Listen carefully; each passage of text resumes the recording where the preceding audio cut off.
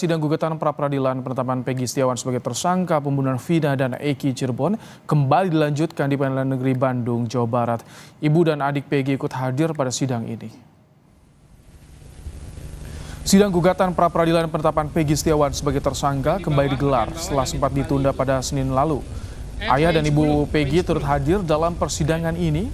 Kartini, ibu Peggy berharap hakim dapat memutuskan nasib anaknya dengan adil. Dirinya yakin anaknya dapat dibebaskan dalam kasus ini.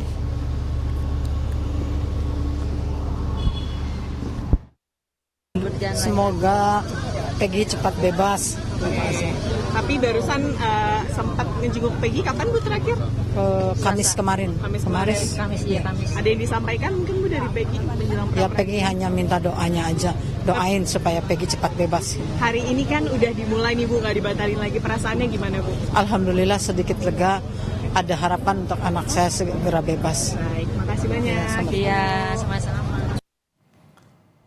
Pada sidang pra-peradilan hari ini, kuasa hukum Peggy Setiawan menyatakan tidak ada langkah penyidikan dalam penetapan Peggy sebagai tersangka kasus pembunuhan Vina dan Eki. Sedangkan penetapan tersangka harus dilakukan berdasarkan hasil penyidikan. Beberapa bukti yang digunakan untuk menetapkan Peggy sebagai tersangka tidak memiliki bukti yang kuat.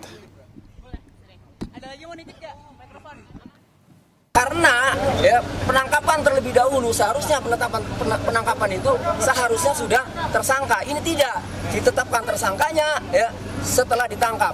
Nah, penetapan tersangka juga ini harus ada dua alat bukti ya. Sementara tadi sudah disampaikan alat bukti itu setelah ditetapkan tersangka masih dicari-cari. Kami merasakan sebagai penasihat hukum ketika mendampingi ya saksi-saksi terakhir ya di Polresta Cirebon memeriksa Dede Kurniawan saja masih mencari motif, masih mencari alat bukti yang tadinya ya dicari geng motor afiliasi sampai di Cirebon ya di Polres itu dicari Jakmania garis keras. Itu artinya kami yakin bahwa dalam menetapkan tersangka ini tidak mempunyai alat bukti. Itu poinnya. Jadi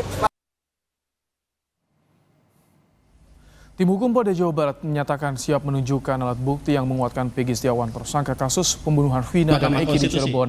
Nomor 21/PUU/12 Romawi _.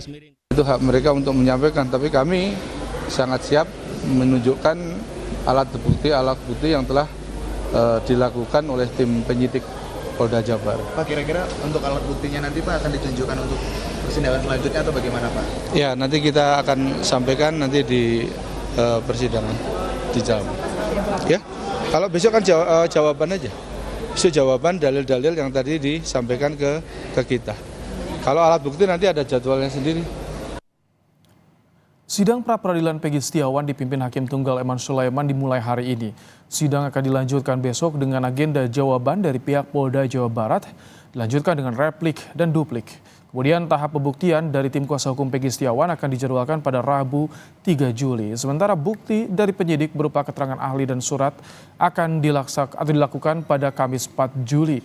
Kesimpulan akan disampaikan pada Jumat 5 Juli. Putusan sidang pra-peradilan atas penetapan tersangka Peggy Setiawan akan dibacakan hakim pada Senin 8 Juli 2024.